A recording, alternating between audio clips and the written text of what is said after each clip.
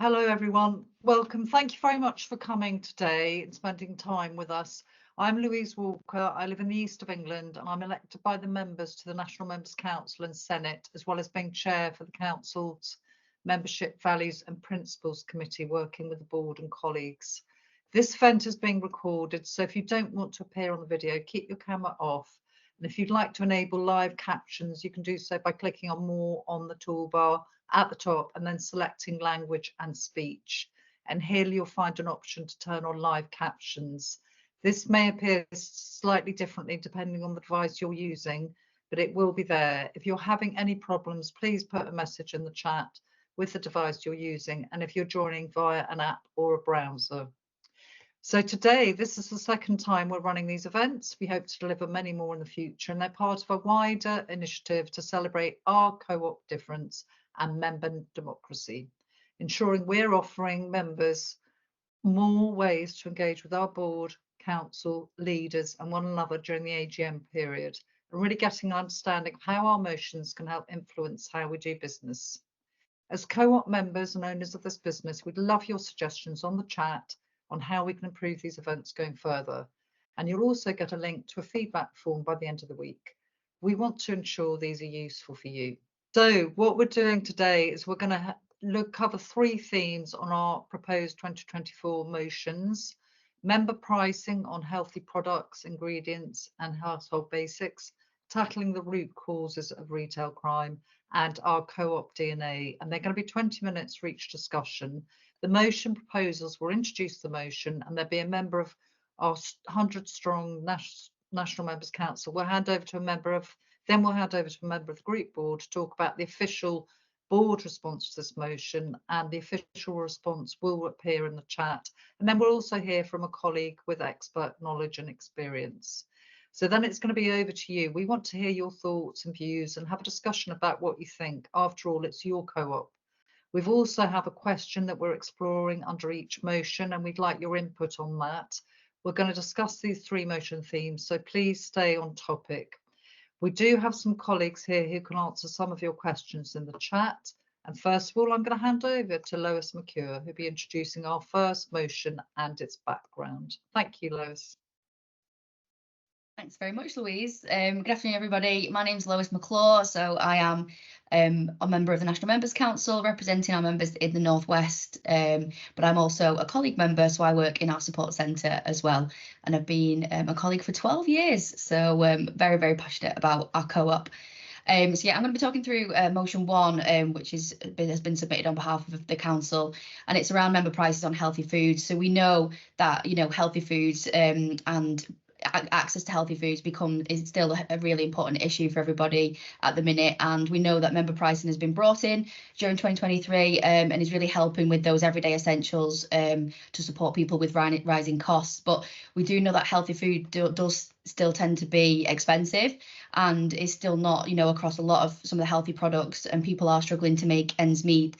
So we really want kind of the co-op, and obviously ask of our board, to help evolve those healthy products and the member pricing scheme, as we know it's in its infancy, but we really want to help spread that and make sure that those member pricing products, you know, cover all those household basics, personal care products and healthier products, so that it allows our members to access those products that they need.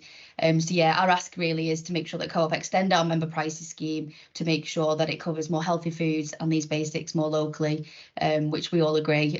We all agree that it's been a great thing, you know, to be introduced, but we just want to go that step further and make sure that people can get, you know, those great nutritions that they need at some decent prices in our stores. So I'll hand back over to yourself, Louise. Thank you, Lois. That's fantastic.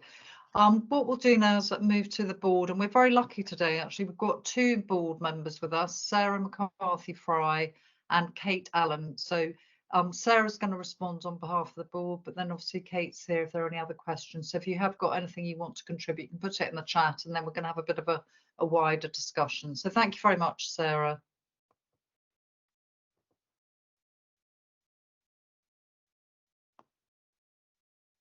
Oh, sorry, Sarah, you're on mute at the moment.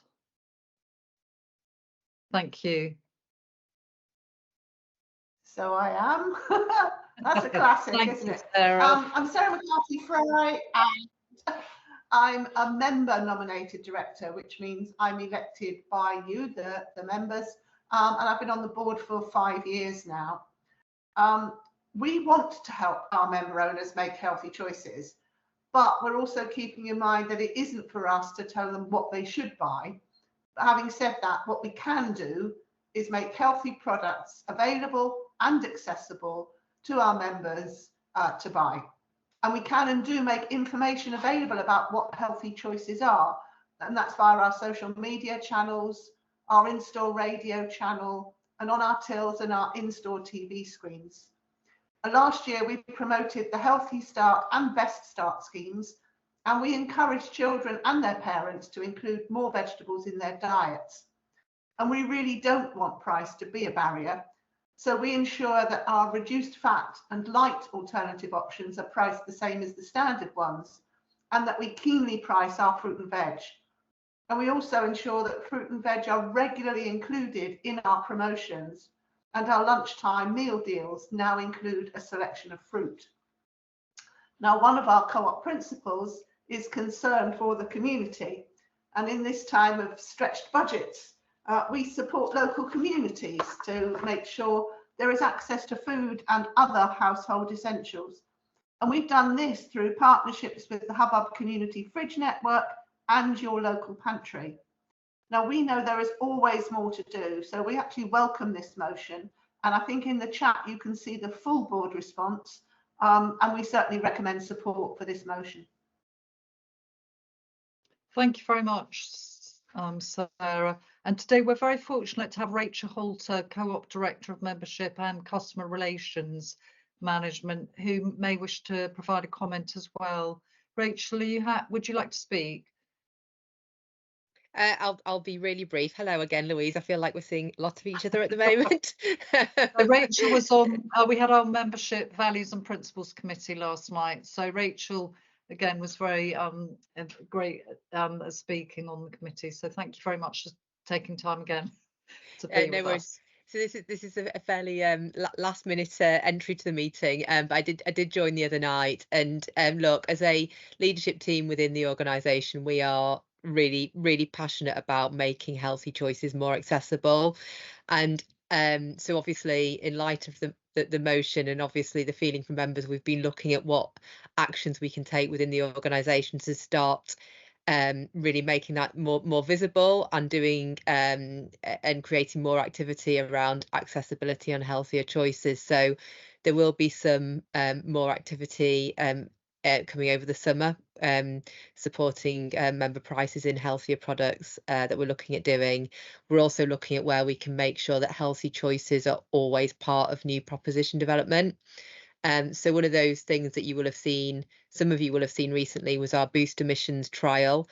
So we're looking at incentivising members on fruit and vegetables within that as well. So there's some sort of clear deliverables that we're looking at to try and support it. But obviously, I'm really keen to hear thoughts and ideas as part of the debate today. Thank you. That's great. Thanks so much, Rachel and Sarah and Lois. That's great. So what we're going to do is now go over to members to share the specific question to help getting the discussion going. The question is, price is important. In addition to that, how can we support our member owners to make healthy choices convenient? So if you want to speak, if you could put your hand up, that would be helpful. And it'd be helpful if you could say your name and if you want to, and then where you are in the UK. So I'm just looking down to see if you've got any. Also, if you want to put anything in the chat as well, you're very welcome to do that. Rory, Rory Scriven, would you like to ask the first question? Thank you. Hi, hello, I'm Rory Scriven from Wigan, like Lois. Currently in Manchester, nice and sunny today. I think it's really important, as well as looking at introducing the prices on fruit and veg in more options, that actually we should be looking at in our frozen meal deal offers. We should be an alternative to meat, like more veggie and vegan especially focusing on our own brand grow range as well. I think that's really important. I know lots of people in my family who are veggie, and they always miss out on the frozen offers because there is no vegan option. Rory, that's great. Have you got any suggestions of particular products then that your family would like? Because that's sort of helpful trying to shape it as a member of. Okay. I think more, more general in terms of the frozen meal deal as well. We don't do the best job as possible in the alternatives. For example, when it comes to alcoholic drinks in the frozen meal deal, there's always an alternative that's non-alcoholic, but that's not always displayed in the marketing. In terms of healthier options for food, pretty much anything in our grow range, I think we should be promoting that same brand. That's great. That's really helpful.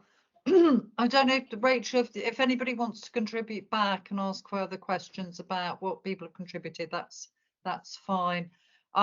I'm so thrilled because Rachel and Mel last night said at the Membership Values and Principles Committee there is going to be more of a focus on our own brand. So that is really, really fantastic news. It's something the National Members Council have been sort of wanting, because I know a lot of members are concerned about some of the lines not being available in their local store.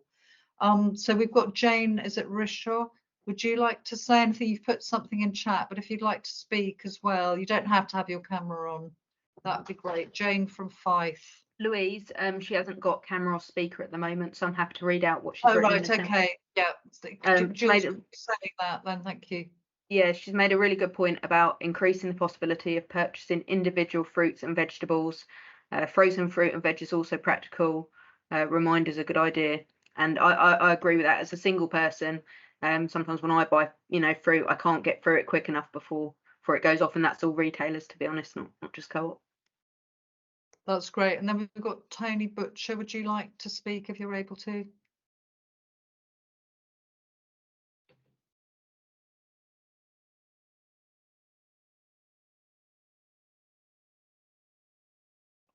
Is Tony able to come off? Are you there, Tony? He says he doesn't have the facility as well. So I'll just read out his point too about placing more healthy choices on endpoints would be good. So I'm guessing he means like kind of the promotional ends, which, yeah, that is another great a way to sort of remind people as well, if we are going to be starting to roll out their member price lines on the healthy options. Yeah, that's great. And then Lois has put in the chat agreeing with Rory, and also that we put. So, okay, thank you, Tony, for that. Are there any other comments that people want to bring up? You're very welcome to say them or put them in chat if you're not able to speak or have the camera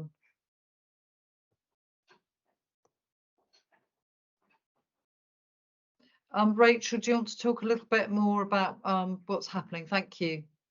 Hi, so a lot of the questions relate to, so I did a join in motions event the other night with my colleague Della Barnforth, who looks after range and promotional strategy, so I can sort of talk on her behalf, but I can't I certainly can't make any promises. And personally, I really, it was great to hear the comments about Grow, because that was part of my job a number of years ago to launch it, and it's a brilliant brand, brilliant products, and I'm really passionate about it. So look, I think there's some really good suggestions there. I would like, I presume we're going to be making some notes that we can take away, and what I would ask is for Della to come back on the specifics, because I think she'll be able to give more feedback. But some of those suggestions around always having veggie alternatives to the frozen meal deal, and look, I know the point around fruit and veg always being too big pack sizes. I totally get that, and as you say, it's a retail wide problem. But any of the suggestions you've got, I will take away, and Adele will be able to confirm what's happening in the team and come back. That's great. Rory has come back. Rory, do you want to speak again? You could be unmuted. Just another quick point as well. Whilst they maybe personalise the offer suggestions, I mean, and I've spoken to many of my friends about this. They is pretty much unhealthy. Pepsi, chocolate. There's never any healthy alternatives in there, so I think we should remember to part of this motion. Okay, that's great. Great call out. Do other members feel the same as Rory then, that perhaps the options aren't always healthy? Before I go to Lois. Lois, do you want to respond? Thank you.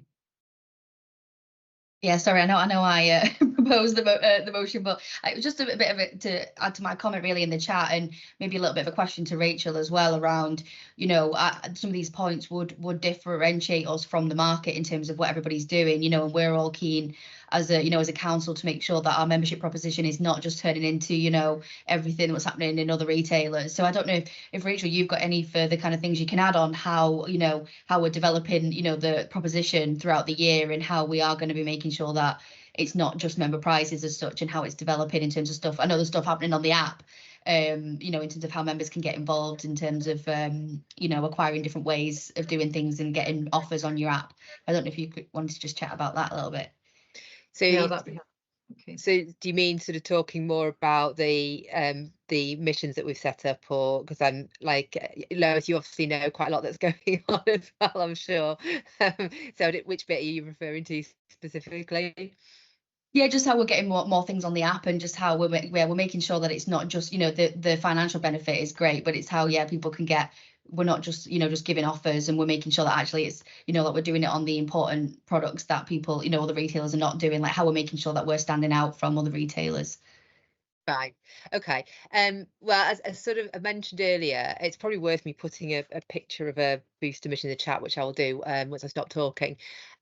What we're doing is rewarding members. It's the first time we're going to be able to reward members for a sequence of behaviour rather than just one-off transactions with the organisation. And how we're differentiating in terms of the point around healthy products. We are going to be setting members specific missions with discounts on fruit and vegetables, and potentially meat alternatives, so that we can try and drive our sustainability message and bring down the consumption of red meat. The other thing we're doing is looking, which is really differentiating, is showing specific product ranges that are unique to the co-op and unique to our values, and rewarding members for buying into them, and giving them discounts off those products. So as an example, we will be looking during Fair Trade Fortnight to reward members for trying a number of different fair trade products, and get discounts or free fair trade product for trying a few, and that allows us to be able to talk more about our values and our credentials as a retailer that is different. Obviously, within fair trade, that fruit and veg plays really heavily into that too, so we can make it both demonstrating our values and making healthier choices, albeit fair trade chocolate is probably my favourite, which doesn't really fit into this motion around healthier choices. That's great. Rachel, thank you very much. And for Lois, so if there's anybody else who'd like a question, if you put your hand up physically, if you need to, if you're not able to hand it up on the chat. Rory, do you want to speak again? Say what you've put in the chat. Yeah, sure. I think maybe a big part is like, if we're lowering prices, that doesn't automatically that members will know about those offers. So I think education and inspiration of your options is equally as important as well. I think one of the ways that we can do that in-app methods is recipes, or kind of live maybe as well, to engage members with some of our own brand product range.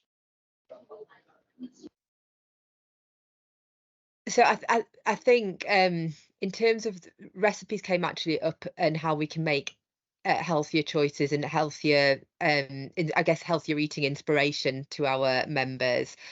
Like I don't look after I know the magazine's sort of moved predominantly digital now and online, but it's certainly, I mean, I know it's something that my colleagues would focus on because it's something that we want to drive.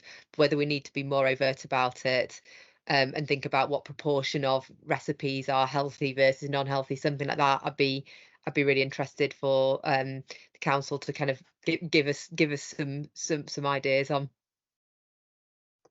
That'd be great. I mean, Rory, I don't know how long you've been a member, but there've been quite a few different initiatives where we did do recipes. We've had people coming in to do cooking, and we've had people like the Big Zoo doing things. I don't know, Rachel, if you can remember all the different ones that we've had, or Paul, all the different things, because we were really trying to equip particularly young people, the young members group, and Lois might be able to speak on this. But doing work with young members looking at recipes. Lois, can you remember? Paul, I'll go to Paul first and then Lois. Thank you. I think it was an interesting thing here that's absolutely understand the point about products. We've got to make products available. There's also actually, I think, increasingly a skills point. And certainly a lot of the work we've done around community fridges is about helping people develop the skills to be able to cook healthy meals from scratch. Obviously, the healthy meals are the ones you're going to cook from scratch in general. And I think there's a real lack of skills sometimes out there. And so I think a lot of the work we did on community fridges and in our academies is very much around building those skills as well as making the product available. Thank you. I appreciate Rachel's going to have to leave now. So I have to say, Rachel, thank you so much. I know you've stepped in very short notice for Kenyatta Nelson. So just to say thank you very much. I really appreciate you taking the time to spend with us. And what we'll do is there will be notes and things sent on. So anything relevant, there we go. But I just want to say thank you very much. Okay. Thank you so much. Thank you. Bye bye. Okay, thank you. Thank you, Paul. That's great. Lois, do you want to come in? Yeah, just to add to that really, because so in my previous world, so we have actually got a partnership with Parkrun, which is live, and we submit there's recipes that go out to park runners, so they are specifically, you know, healthy recipes that are approved by Parkrun. So I definitely recommend checking them out. But we've actually got a whole recipes page, which I always look at for inspiration. If anyone wants to have a look, I'll put it in the chat. But you can filter it by, you know, whatever your requirements are of what you'd like from a meal. So I definitely recommend having a look at that. But I guess it's just making sure we shout about those and people being able to choose what they'd like to look at. And it always recommends kind of the co-op products as well to use alongside it. So that's a really good tool to utilise. That's really helpful. Thank you very much. Does that sort of answer the question? So we've had lots of different initiatives. I suppose it's that, you know, the sustainable things of the recipes being somewhere that people can access easily and things like that. But that's great. Thank you very much for your responses. We have just got a few more minutes on this motion. Does anybody else want to speak on it? I don't know if Kate, Alan or Sarah want to say anything more. Thanks for the link, Lois. Sarah, would you like to give an update? Thank you. Yeah, it was going to, I was picking up on the point that Paul was making about the community fridges, and it's the same with your local pantry. Certainly on the board, we were very keen that we're not just about food banks and dishing food out, but actually helping communities to help themselves. And that's what the Your Local Pantry and the community fridges do. And it's getting people together and showing people that you can eat healthily and cook healthily. And the recognition, because they're community based, they know what's best in that area, what's available, and how people can be helped. So that's what we're doing in the community space on this. That's great. Thank you, Sarah. It's really interesting in the chat. I don't know if Roger wanted to speak on that, because he's put something very interesting in there. Is Roger able to unmute or wants to speak? Thank you, Roger. Yeah, hi everyone. Yeah, it's just a point that with meal deals, it's always on something that's on the move, but it would be good if there was some meal deals that inspired more home cooking. Because I'm still off work with illness, and I've been cooking a lot more from home. So I was just thinking, yeah, if meal deals inspired stuff that we can actually cook, I'd be more inclined to do that. Roger, I'm really sorry to hear that you're unwell, so I hope you recover quickly. Can you give us sort of example of things that you would like to be able to get then? Because that would be really helpful to shape what's on offer. Maybe, you know, meat or veggie options, you know, maybe cooking some rice or something like that, or pasta, something that could, you know, you could have a spaghetti bolognese, for example, something like that. And if you can put that in a meal deal combination, I'd be more inclined to buy that. That's great. I'm just saying thank you to Rod because he said he's got to leave. But that's really helpful. Does anybody else agree with Roger about that, about what's on offer? Because that's really helpful to be able to shape what's going to be available. I mean, people can put it in the chat if they're not able to speak, and then I'm going to go over to Della. Martin, did you want to say something?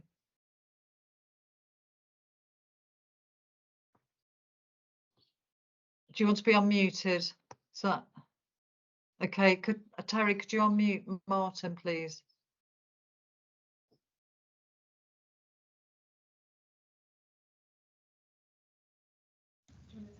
Martin can just unmute himself now. Martin, are you able to unmute yourself? I think you're able to. Oh, great. Thank you. Oh, Thank you, Martin. So I can now. Before it was saying I'm not allowed to unmute myself. I know, but you're able to now. But thank you for speaking. Yes. We'd love to hear what you want to say. Thank you. I'm not quite sure why my background has come through as green. But there we go. Apparently it's sunny in Manchester, but that's news to me, I have to say. So it's fine. I mean, poor Gerrard said it's sunny in Manchester, but look at his background, it's all dark. So he hasn't got any control either. So Martin, please tell us what you'd like to share with us. Thank you. Well, yes, we'll do. I like the idea of the meal deals that are geared towards cooking recipes. I myself am not long out of hospital, and I've been trying to get back into cooking and following simple recipes. For anybody that likes to stir fry, I can recommend Ken Holmes' book. He's got some very simple recipes to follow, and it's nutritious. But if a meal deal was geared towards buying the necessary ingredients, it would actually make a meal. That would be good. I agree with the person that said the offers that the member offers that you pick each week are often geared towards the unhealthier products. Mr. Kipling seems to feature quite regularly on those offers. Not that I'm complaining. It's quite often Kenco, Mr. Kipling, McVitie's. Yeah. Okay. Yeah.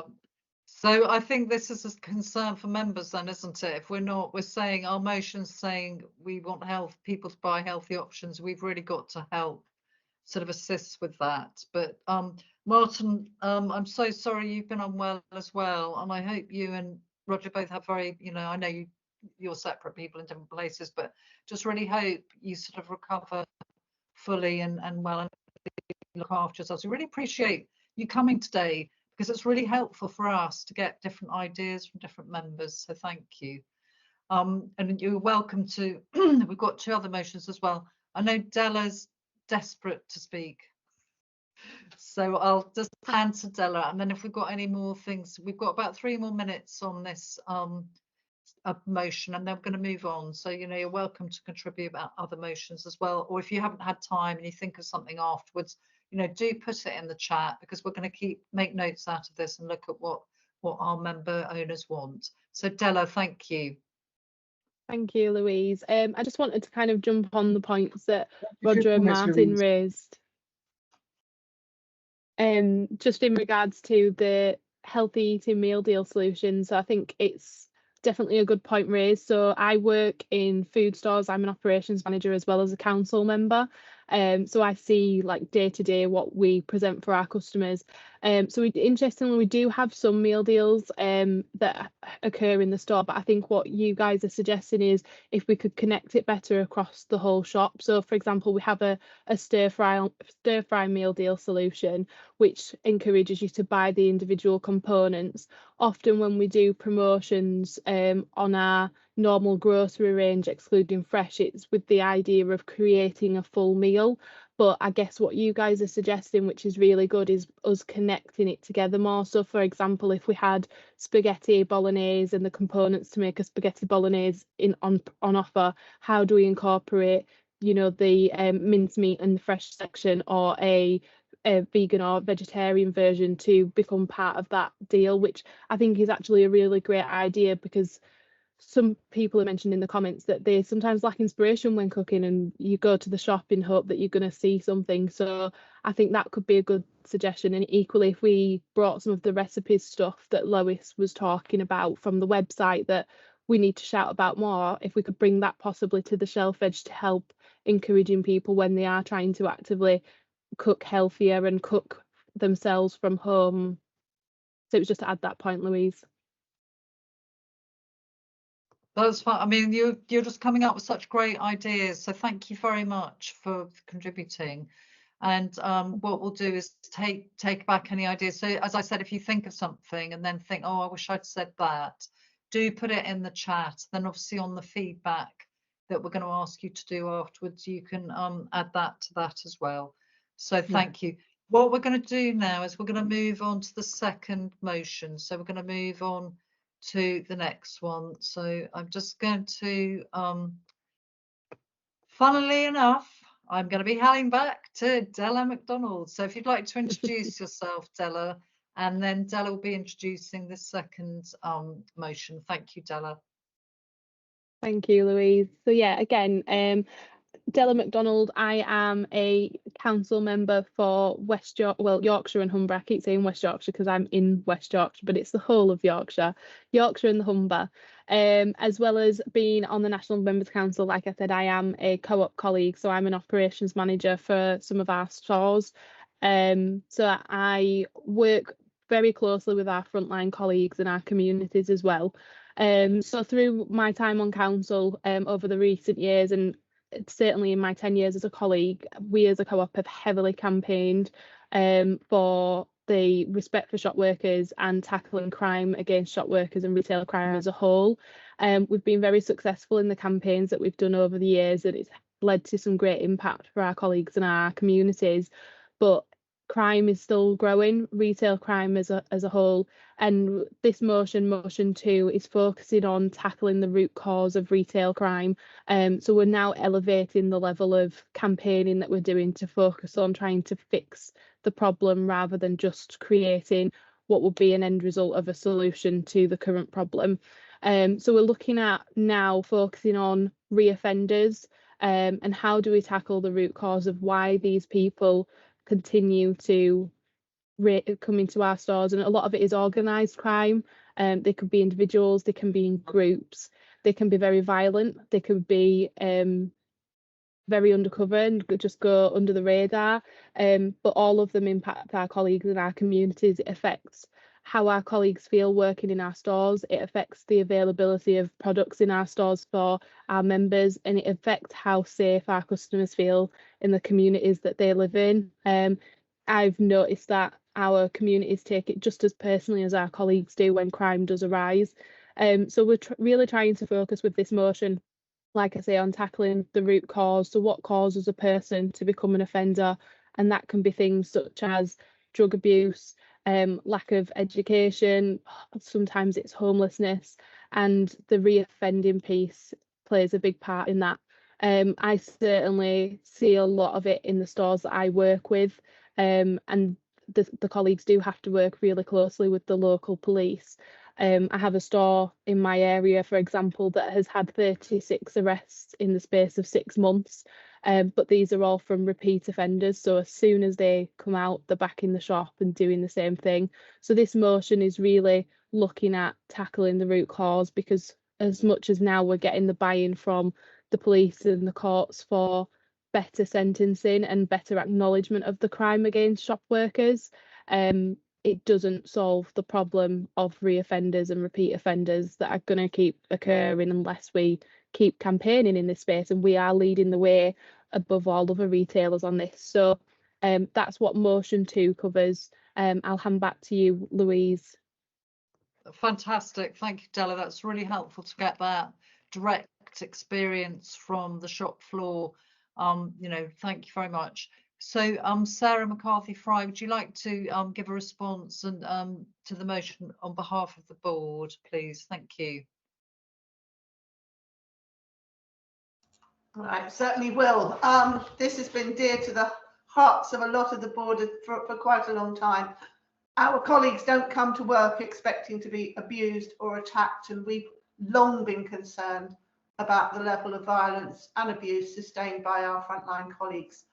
We stepped up our campaigning, our Safer Colleagues, Safer Communities campaign last year, and we were delighted to support the development and publication of the UK's first retail crime action plan.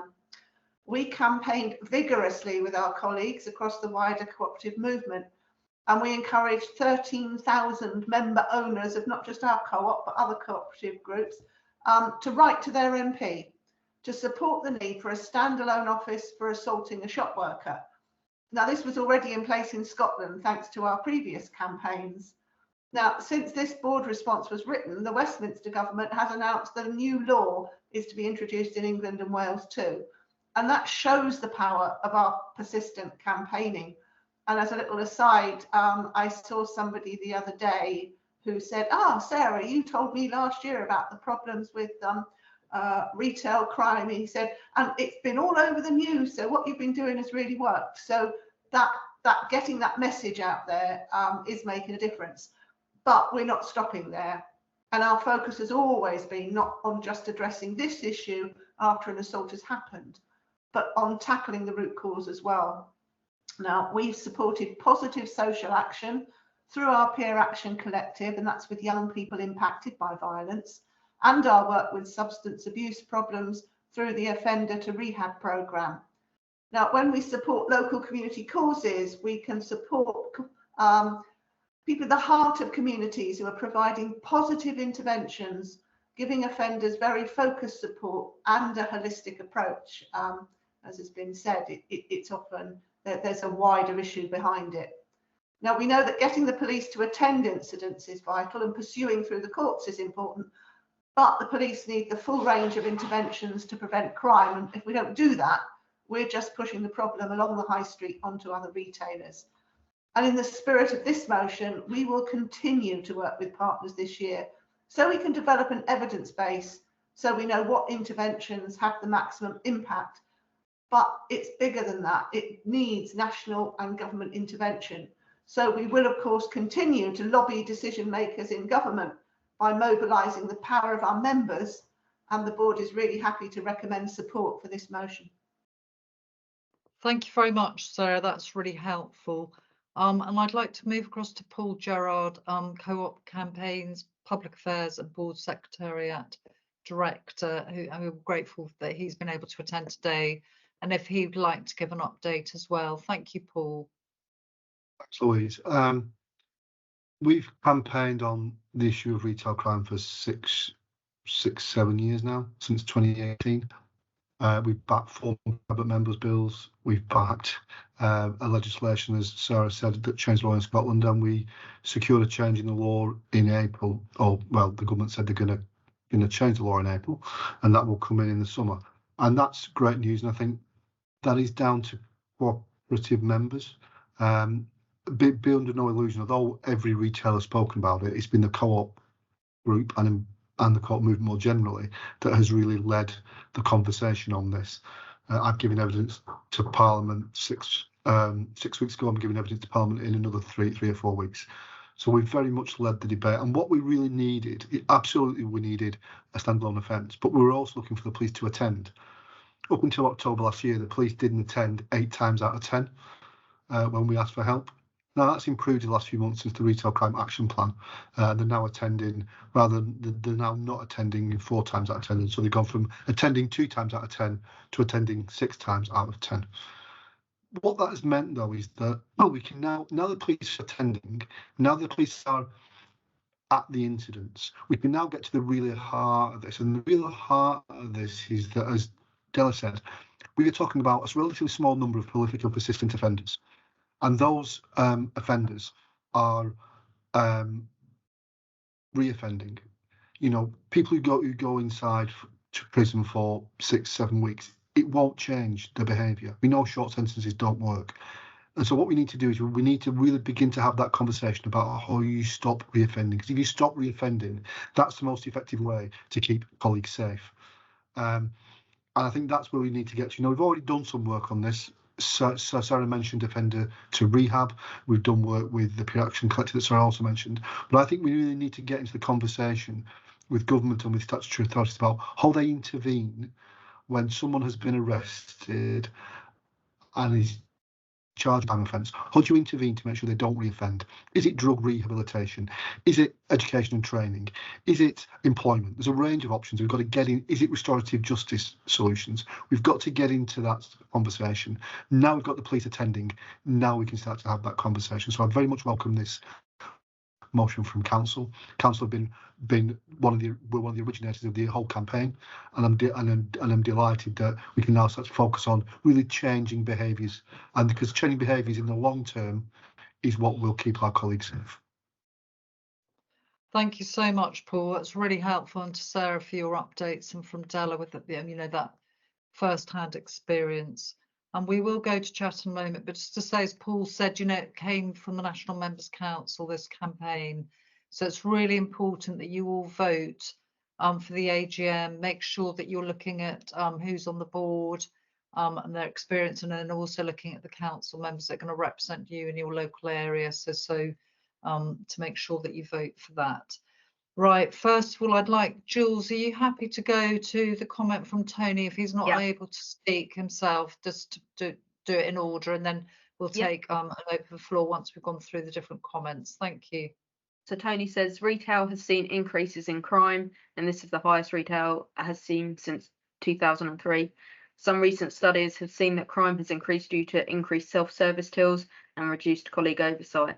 Some retailers are actually reducing some self-service machines in certain stores/areas, so this may be something Co-op may want to consider to reduce crime. Thanks, Jules. That's great. So, I mean, is that something Sarah and Paul would like to respond to? And I don't know if Kate wants to come in at any point, if she's would like to. So, Oh, sorry, just before you speak, can I just say thank you so much to the member nominated board director, Kate Allen. She's got to leave now. She's actually on holiday. Can you believe the commitment? And has come today. So thank you very much, Kate, and take care. And we look forward to seeing you at the AGM. Okay, thank you. Sorry, Paul. I just thought we'd say thank you to Kate. Absolutely. Yeah, absolutely. I absolutely agree, Louise. So in the past 12 months, the Co-op has seen a 44% rise in retail crime. Okay, and within that, there's been a 35% increase in violence and abuse. That's not unique to the Co-op. Every retailer is reporting that. In fact, if you look at the Association of Convenience Stores, we under-index in terms of crimes per store. We account for about 30% of the sample of the survey, but we only account for about 8% of the crimes. So this is affecting everybody. What's behind the rise that we've seen, and I speak to my colleagues in other retailers, is less about people using self-service tills to get an extra few products in. What's behind that 44% rise is people stealing huge volumes of product to resell. There was a report that we did, I'll put it in the chat when I get a chance, called, the report was done by a lady called Professor Emmeline Taylor, one of the leading criminologists in the country, and she highlighted the stolen goods market, both virtual, actually on Facebook Marketplace and the like, as well as actually in pubs and clubs and markets selling stolen goods. And so what's behind the problem that retail has seen is less people stealing to feed themselves, it's people stealing to resell. Clearly they are reselling to people who perhaps are struggling to make ends meet, but the people who are in our stores stealing are stealing to sell, they're not stealing to eat. Okay, thank you, Paul. So, Rory, do you want to speak about the comments you put in the chat? I know Della's responded, and Della might want to speak as well as Paul and Sarah. Thank you, Rory. Yeah, for quick context, I'm a member pioneer for 2 clusters here at our co-op. One of the things that I've started to do, so hearing from Manchester, there's a named police officer for every community with contact details that you can reach out to. Now, I now work really closely with my PCSOs and the store managers in my areas because at one point it was a big issue with school children repeatedly stealing from. How we work together, kind of we meet up every month over tea with the store manager, the schools, and then pioneer coordinator to kind of our community plan, and it's worked really efficiently. We now work with schools. It's completely gone down. The vape cabinet that we have in a few of our covered, they are now. There was in my local co-op, CCTV camera in the car park. PCSOs requested that, so the store manager actioned that, and now so that working together has worked really well, and that solution's in our hands. We should be doing more of that as part of the Pioneer programme. That's great. Thank you very much for your feedback. And we'll just go to some other comments. Roger, are you able to speak?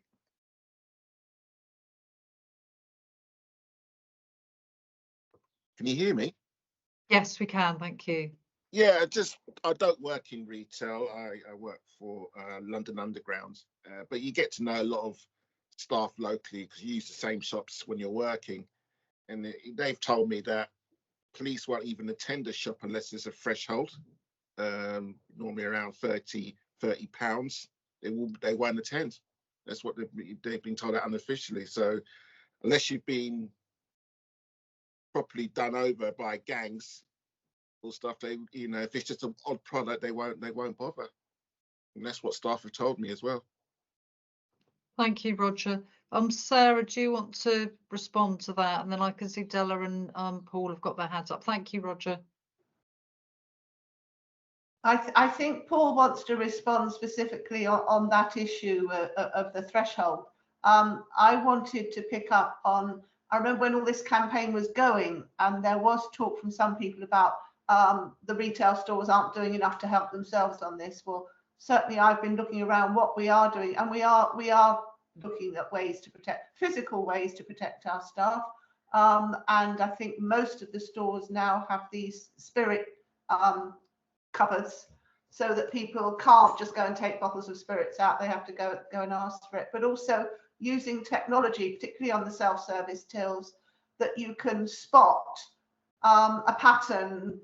You don't have to look at people individually, but it uses AI technology to spot where people are using a different sort of, you can see where people aren't scanning stuff through, and that enables people to go and hone in on it. But I know there is an issue with police attending, and that is something that we picked up on last year, and I'm sure Paul wants to pick up on that because he was very much part of that. Yeah, thank you, Sarah. Della, do you want to just come first and then Paul, if that's okay? Thank you, Della.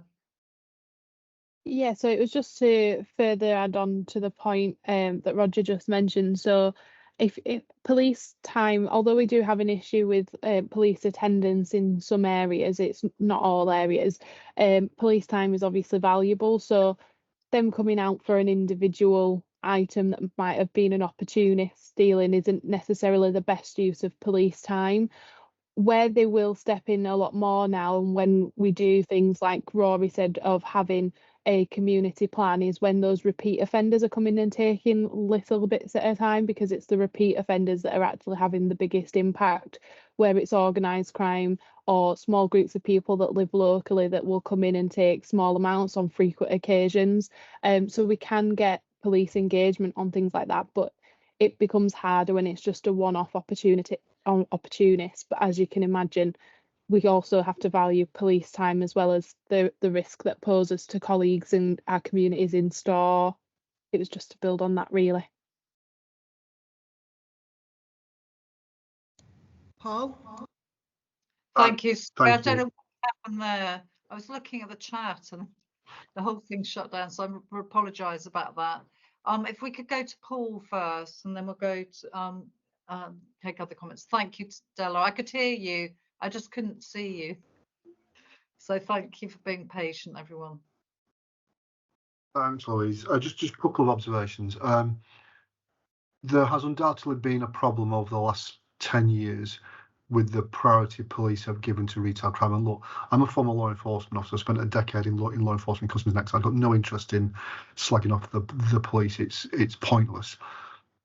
There has been a problem in the last 10 years in how seriously they took it. And that actually goes back to a piece of legislation that was passed in 2014 that effectively said if it's under £200, the police won't prosecute. Well, what that meant is that police didn't turn up if it was under £200. So that was a very significant problem that we had, and we put a lot of data out into the public debate. And I think as a result of what we did, what the police announced in October, which is the Retail Crime Action Plan, actually says they will attend when there is violence, when an offender has been detained, or when there's evidence to collect.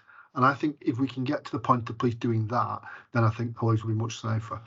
But the truth is, in the same, and Sarah's right. There was a point when some people say, "No, it's all the shop's fault." In truth, the police can't fix this on their own, and nor can the shop.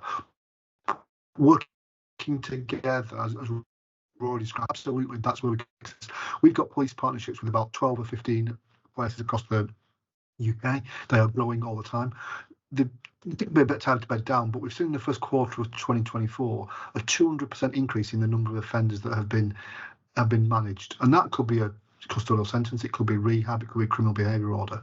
And I think where police and businesses work together, identifying prolific offenders, using the CCTV to do so, using the body-worn cameras, the CCTV to collect all the evidence. When you do that, then you can begin to intervene effectively with offenders. And I come back to the point of the motion. Putting someone in prison is the right thing to do if it protects colleagues now and in the long term. Often it doesn't. It's simply they come back out 6 weeks later and carry on. We need to make sure that the intervention that is made when people are arrested and charged is an intervention that stops the reoffending, because that will keep colleagues safe, and that's why this motion is so important. Thank you very much, and we do hope that you'll support this motion when you're voting. So I'd like to go to Martin, if you're able to speak, Martin. Oh, hi. So I was trying to do a thumbs up, but I did a raise hand by mistake. That's fine. I mean, if you want to say something, that's fine. But otherwise, I'll ask Jules. But I'm fully supportive of, and I appreciate it's not always the shop's fault, and there's only so much shops can do. What does slightly concern me, though, is if people think they can get away with stealing whatever, at what point does that move into, oh, that chap's wallet's poking out of his pocket? Oh, his phone's not looking very safe. Now, if people think they can get away with stealing small items, I'm then concerned it then leads into, I'm not talking about they then suddenly become drug barons, but small petty theft, I think, has the opportunity to escalate. Yeah, so it's so important to tackle sort of particularly you know, the first offence and making sure that doesn't become a second and third and fourth. Jules, can you just let me know if there's anything in the chat that we need to? We've got about 3 more minutes on this motion, then we are going to move on. Yeah, no, I don't think everyone's pretty much been covered. Any points that were mentioned in the chat. Okay, Rory, if you just put something in the chat that you'd like to share. Yeah, I was just saying, one of the that I've kind of just remembered, for a lot of kind of one item offenders, stores are that busy, especially during summer months. I mean, my local store probably has just over 1,000 people in it each day because it's situated in a really busy road, and they only have about 3-4 staff in, constantly restocking because it's so busy in summer, and they just don't see that people shop them, and if they do, they just don't have time to fill out the long and rigorous form to describe the incident. Then they just don't report it, so then we're missing lots of data and don't have that opportunity for repeat. Okay, thank you for sharing that. I don't know if Della, if you want to bring your expertise in.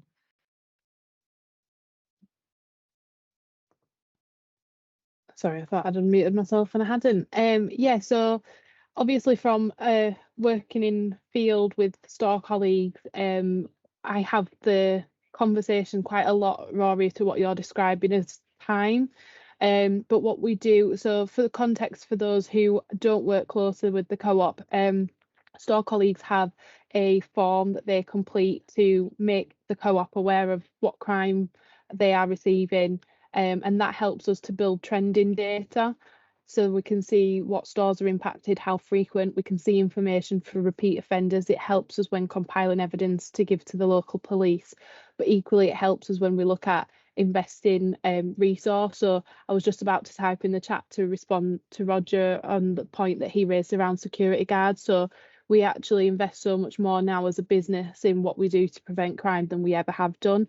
But what we do to make it fair for all is it's based on a reporting system. So for those stores that are taking the time to report the crime that's happening, they will receive the resources as a priority. And it allows the resources to be moved around because crime does move. So in some areas, for example, we can really focus on reducing crime by working with the police, but then that crime just moves to another area. Like I said, the crime that occurs is typically organised crime, so they don't just stop in one store, they hit multiple. So taking the time to report the crime, we actually give colleagues the time back. So once they complete that form, the time gets credited back.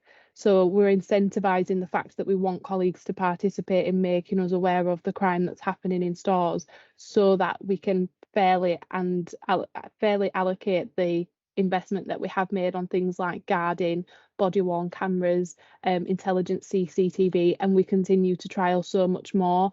But there is a lot that's still in trial that a lot of stores are getting the opportunity to see how that works so that we can roll out for more in the future.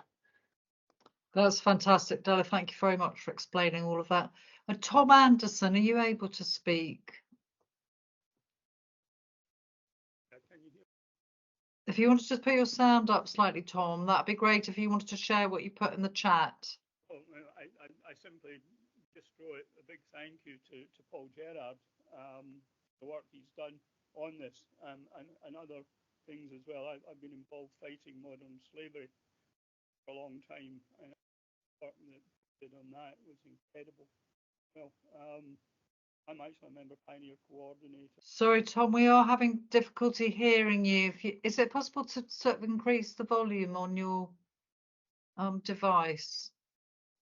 I tried that, it doesn't seem to be working. Yeah, that's fine. Okay, so you're saying a big thank you to Paul Gerrard for all the work he's done on this and other issues. So well done, Paul. I think everybody's very grateful for you because you've gone to Parliament, you've gone, you've just kept, continuing and continuing. You won't go away until there's proper change has been made. So thank you very much. Tom, did you want to say anything else? I think I've got the problem that my sound system isn't working very well, unfortunately. Yeah, I can hear you better now, actually. Okay, probably because I've got my laptop right up against me. No, the biggest problem I see, and I've been involved with the charity in London that is one of our current PAC charities.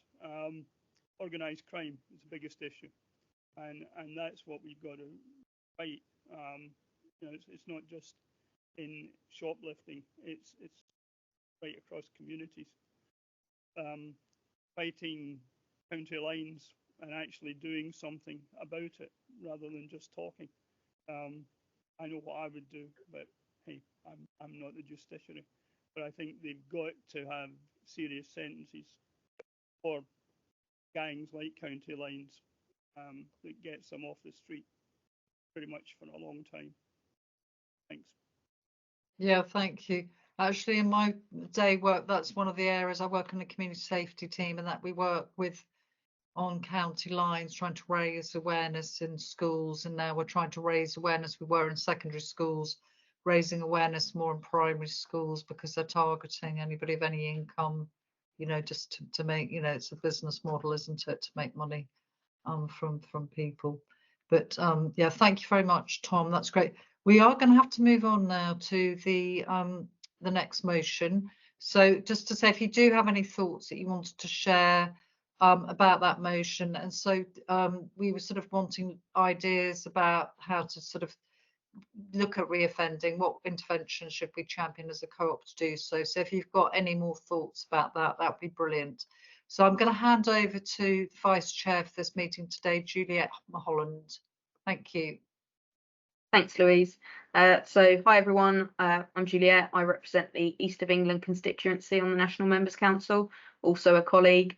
Most of us aren't colleagues, although it's hard to believe there's 3 of us on the call today. I've come from food, depot, and now I'm working in head office. So I'm really passionate about this motion around shouting about our co-op DNA. And to me, it feels like this has actually come from the council's DNA, having been talked about since I was elected and joined 4 years ago. Because fully understanding what it means to be a cooperative seems to be the UK's best kept secret, in my opinion. Even myself as a colleague, having become more educated, I've become more educated since joining the council. That's why we want the business to better explain and promote our co-op difference and what being a member of a cooperative empowers you with as an owner of it. It's arguably one of the biggest challenges, as there's so much more to membership than what a lot of people realise. If giving someone a flavour, I'd describe it like an irresistible triple sandwich, consisting of economic, social and owner value, feeding members during a cost of living crisis, supporting community wellbeing projects, and influencing business decisions for the appetite of members. So engaging our membership to know and benefit from each of these components is essential in order for the next generation of cooperators to thrive as well. So I'll pass back to you, Louise. That's wonderful, Juliet. Thank you. I love your description of what it means. Maybe that should be the next campaign. That's great. Thank you. And I love your background as well. Sarah, can I pass to you for a response from the board? Thank you. You certainly can. It's so frustrating. I hear it so often. Co-ops are the UK's best kept secret. Well, they really shouldn't be secret, but it is not an easy thing to communicate in a punchy way, because it is so complex and there's so many different parts of it. Co-ops are a very different way of doing business because we're owned and run by our members, and that's all of you, not just a small group of shareholders. And this motion is so timely because we want to shout about it. And as a board, we have been wrestling with how to do this. Now, last year we updated our vision and we coined the term member owners, because that's what you are. Not just members, but member owners. And our revised vision says that by cooperating, we can create more value for our member owners every day. And going back to that sandwich with the 3 areas of member owner value: economic, social, and ownership value. Now, if you look at what we've done with member pricing last year, that is a prime example of economic value. And we've been introducing more member pricing to ensure that our members get the economic benefits of being a member, but also telling our members about it. And we are investing more in media campaigns to tell our members the story of what economic value means. And then when you come to social value, we're looking at this at the moment in ways of creating value in the communities we serve. Now, members can do this through choosing a local cause to support, but we also do big partnerships with organisations like Bernardo's. And we also encourage our member owners to be campaigners for change on the really big issues. And we're looking at social mobility and climate justice. And of course, we use the power of our member owners, as we discussed in the last motion, with all the issues on retail crime. And then there's the ownership value. What does it mean to be a member owner? And we want to encourage all our member owners to participate in our co-op. We've made participation even easier with the co-op app. And we are rewarding members for their participation. And this year, you can even vote through the app at the 2024 AGM. And we're hoping this is really going to increase participation. I'm really excited on building on all this work in 2024, working with the council, and the board does recommend accepting this motion. That's fantastic. Thank you so much, Sarah. And Paul, are you happy to give a response? Thank you. Yeah, certainly, and I confess I'm not impartial on this. In addition to being an employee of the Co-op Group, I'm also a board member at Co-ops UK, and I'm a former trustee of the Cooperative Heritage Trust, which looks after Toad Lane, the Cooperative Archive, and I was a important part of the foundation of the Bright Future Cooperative to help survivors of slavery. So I'm sort of on the co-op bus. Let's put it like that. Not just in my professional life, but also in my personal. I do think Sarah's right. I do think we've started to genuinely put members who own this organisation at the heart of our cooperative. We started last year with member pricing, I think, because economic value is really important, always has been for co-ops. And there's also, but we're then beginning to do other things. The app, I think, voting at the AGM through the app is a hugely powerful statement about where we want to put our resources as a cooperative. But there's going to be a lot more to come of this. You know, in my day job, I'm effectively government relations director. That's what public affairs and campaigning means. And I think we're going to have a political environment where people are very interested in what co-ops can do and how co-ops can help build a fairer economy. There's a law commission review of cooperative law just about to start. So look, I think this is a really exciting time to be a cooperative. I think it's a really exciting time for us in the co-op group to really begin to drive that difference. Because, you know, I speak to a lot of people outside the co-op in other businesses, and lots of them do some great stuff on social value and economic value. And absolutely, our uniqueness is ownership. Our co-op is not owned by anybody except for its members. And I think the more we talk about that, our member owners and the value and the irresistibility of ownership and member ownership, I think that's where we can be really different, and we'll win by being different. So I think this is a fantastic motion. Really glad the council have put it and delighted the board are supporting it. Thank you very much, Paul. You said you were not biased, or you were biased? But what we'll do now is we want to hear from you. Thank you so much to everybody who's contributed. So this is our last sort of question. What we really want your thoughts on this. What does it mean to be member owned as a business? Did you know that we were member owned? How do you think we can explain it to our other member owners? So if you have something you want to say or put it into the chat, let's have a look and see if we've got anybody who's got their hand up who wants to say anything. So I might go to Lois because she's put something in the chat. Lois, are you okay to Hey, say Louise. Yeah, it was just a general comment just about the app, because I know Paul mentioned the app voting. So for anyone who has done it, yeah, I just thought it was I think it's going to be a lot easier for people to vote and get involved now for those who do access it. And I thought, yeah, it was just really good to use, easy to understand and access all the statements and stuff like that. So I think that's a massive step on. That's great, lovely. So has anybody got any other thoughts that they'd like to share with the group or put in the chat if they're not able to speak? I'm just looking down to see if we've got any hands up. Martin, do you want to say something? Oh, Okay, sorry, no, because I'm just looking at the microphones being off. Jane, I know you said, Jules, do you want to read out Jane's comment in the chat? Thank you. Yeah. Jane says, I knew members had influence, but I wasn't clear that I was an owner. I don't have a vote most years because I don't make enough purchases. Okay, so that's interesting, Jane. Thank you very much for contributing that. I mean, is the purchaser just not being clear about how much you need to purchase to vote, or is there any other factors involving, you know, like, because we're not part of Co-op banks, so those points but don't contribute previously, and historically people were able to use the different businesses, the votes from that. So I'd be interested, Jane, to know if there's any way that what would help with you voting so you have made enough purchases. Would it need to be a lower amount that you'd need to traded with us, or any other reasons that we've had? And Martin's put about the sandwich analogy. Do you want to say that one again, Jules? I really like that, your analogy. An irresistible triple sandwich, yeah.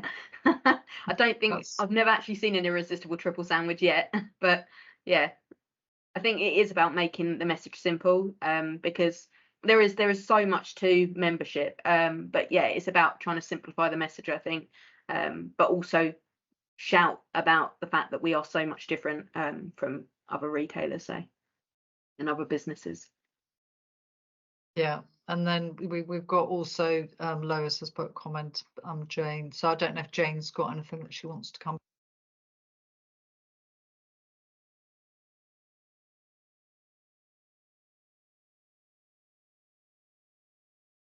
Is anyone else not able to vote just because of the, the trading requirements? Because that's something that we do look at as a members' councils, like for younger people, we did look at that with the young members group, which actually both Della and Lois were on, which was fantastic to see how they've then been elected onto the National Members Council. Della, I don't know if you want to say anything about the young members group and some of the things that we did. So Jane's put she's not clear about the training points she needs. So you did use insurance services. So that's interesting with that. So Jane, it'd be useful if you had any thoughts on trading. Is it because there isn't a co-op store near you or something else like that? But Della, is that okay for you just to go to you? Do you want to say anything about the young members group and the campaigns that you've done? Yeah, so once upon a time I was a young person, and I worked on the Co-op Young Members Group, which is a small group of young people that aren't typically connected to Co-op directly, but maybe connected in some other way. It could be that it's their local co-op, but typically these young people are people that are strong advocates for bringing about change in social action, and they help work with us as a co-op in different ways, but very similar to how the council does, but in a less democratic way of how we improve our ways of being to connect with the new generation, while still keeping the co-op movement going. So often they'll come together to work on campaigns or support changes that we're wanting to look at from a business point of view. We do also have a seat on the National Members Council where one of those young people will attend our council meetings and kind of be the young person's voice. So they'll feed in the campaigns and projects that they're working on into council, so they can keep us up to date as well. And that feeds into a lot of what we're championing. So it's just another lens where council are focused on obviously keeping the co-op movement going and how do we pass that on to the next generation. The Co-op Young Members Group do that in a very similar way, but equally they work integrated with the business. So it could be looking at things like how do we signpost membership in our stores, how do we've looked at things like age-related sales testing on self-service tills, and they just really feed into a young person's lens on many things. The possibilities are endless. And Terry has shared a link in the video, which was created, link in the chat, which is a video created by the Young Members Group as well. So please feel free to have a look. That's great, thank you. Jules, do you want to read out the chat just about people being eligible for? Yeah, I suppose there's a bit of a query around like the clarity on the point system. So Jane had said in the past she used to get CIS for purchasing ISA shares, but that was another lifetime. Kate from Secretariat has said it's 200, confirmed it's 250 trading points to make you eligible to vote, and there's also a link in the chat from Yasmin, so you can actually check yourself by logging into your membership account. There's also a point around you'll be eligible if you have insurance, funeral or legal services products, so as well as the food shops. And yeah, I think that's pretty much it. I guess I suppose it comes back to this point around like co-op value, and not just kind of the economic side, but the value that comes from the trading points that you accrue to then be able to have that power to vote. So yeah, some really good points around that, I think. Yeah, that's great. That's really helpful, Della. Thank you. Sorry, I just put you on the spot there. So now I'm going to put Lois on the spot as well. So if there's anything that Della hadn't shared, would be really useful just to know the sort of work that we're doing, trying to, create the next generation of cooperators. Oh, it was a long time ago now since I was kicked off. Yeah, What, you're it's quite saying you're funny. older than Della then? Because Della said she was older, I think, or she was young once. I'm not sure about the rest of her. Well, myself. Yeah, it's quite speaking funny. personally. Yeah, well, I think we're one of the youngest on council, but we're too old for young members board, so we're probably somewhere in the middle. But no, I think just agree with everything that Della said. Yeah, no, young members board was great, and I think it's something I've been passionate about since, you know, I became involved in Co-op when I was a colleague in 2012. And I've always been, you know, really kind of pushing around how do we engage a younger generation about the co-op, because, you know, we didn't grow up with the divvy and, you know, co-op being everywhere around us when we were younger. We're now surrounded by lots of retailers, and it's making sure, you know, how do we get young people understand, even with just some of the language that we use, you know, like motions, AGM, like all these things are something that actually young people like, what is an AGM? You know, how do we get people on board and want to get involved in things like this? You know, obviously I know Rory is a member pioneer. He's really engaged as a young person as well. But yeah, it's just how we bring young people on that journey, I guess, of why we are different. And hopefully, yeah, there's more to come throughout this year from the Co-op and how we tell that message. That's great. So what we were asking is how, you know, if we're not sharing enough about being a member-owned business, how are we going to explain it to other member owners? And so that's what we really wanted some thoughts about, really, if anybody's got any ideas or if they're not able to speak, to put them in the chat. Rory's put about Co-op Live, a festival's a great way of to engage younger people. So Jane's put, how do I know how many trading points I have? I walk to the local shop, which is small, and carry the purchases home. So I think Jane, Kate Brown from the Secretariat did put the link in. So I don't know if someone could reply to Jane and put the link in that she could check. So you can check your eligibility. If you haven't received your AGM voting papers, then you can contact the AGM Co-op, and we'll put that into the chat as well. So we're just wondering if anybody's we've got 5 more minutes and then we're going to close the meeting. So if you've got any other ideas about how to share the, you know, being member owners to other member owners, that would be really helpful for us to get your ideas on that.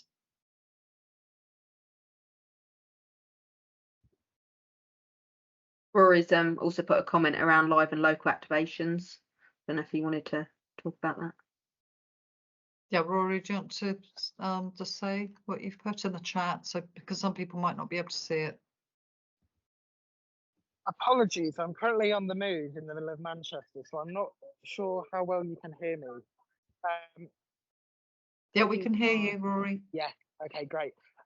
What I was saying is that a lot of our university stores that we have are franchises, but despite this, I think we should do more with our internal events team to do some live and local activations near these stores on kind of open days, or freshers to engage new members and our current members. Like I know, for example, during Pride season, a lot of the activations have Spin to Win, and that's a great initiative to engage members and get them shopping at the local co-op near their university campus, especially engaging those younger members. That's great. And so Malcolm, are you able to speak?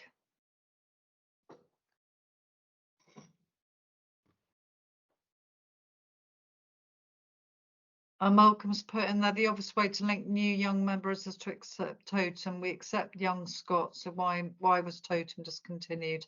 I don't know if Sarah would be. Sarah, are you able to answer that? And any other comment you want to make? I can't comment on that one. I don't know the detail.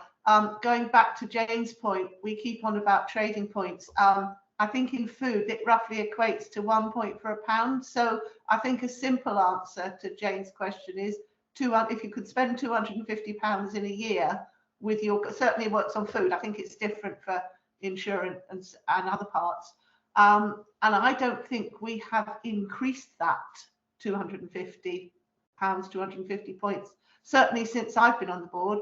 I don't know if anyone can go back and tell when it started. So if you take inflation into account, it has actually been reducing, but I know it's something that we look at quite frequently.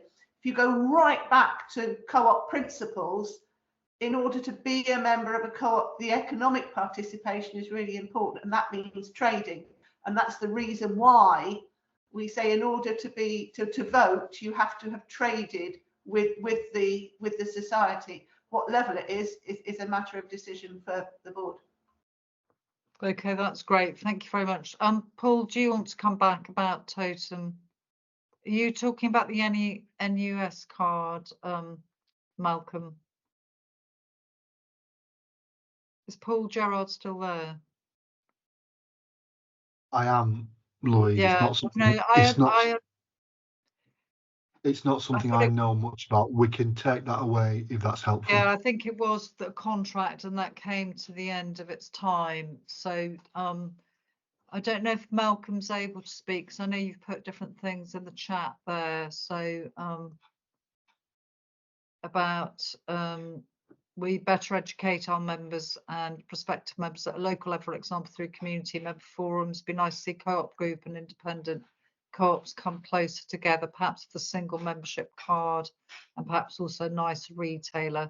I appreciate this competition, however, when we buy co-op products or co-op benefits, we don't market legal or insurance products at a local level as well as we could. Last but not least, by highlighting our co-op history and emphasising the important part our members have played over the many years has benefited the society. I mean, they're fantastic points that have been put there. A member pioneers can engage with people who are aware of the co-op, a simple way to get them a simple totem. So I think we'll take that question away. Sarah, did you want to respond to that? Yeah, only about the working with other societies, because Shireen, our chief exec, has been really pushing that last year about closer working with our societies. And at a council meeting, I made a rather rash remark that said it can't be beyond the wit of man to get the computer IT sorted, only to be told, well, actually, yes, it is. And that's why it's very difficult. We haven't yet found a solution to getting it on one card. Because for all sorts of reasons. So I'm not going to say again, it can't be beyond the wit of man, because at the moment it is. But it is something we want to do, because for most people out there, the co-op, they don't see it as different societies. And we have to be really careful, of course, as you said, around competition law. We do have the buying group, so that all of the co-op retail societies are able to feed in and get the economies of scale by buying as a retail group.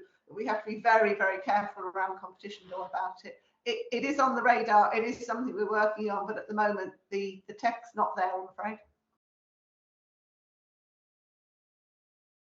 Okay, that's great. And the sort of £250 trading is sort of equivalent to about £5 a week. So but that's something, all these comments are going to be taken back. So we've got lots of comments here about private companies working together.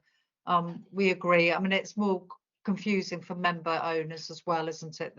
That there's lots of things. Jane's put, could there be a local community cafe open in the evenings where younger people could meet and have coffee, use the Wi-Fi, and in the daytime the older folk could use it?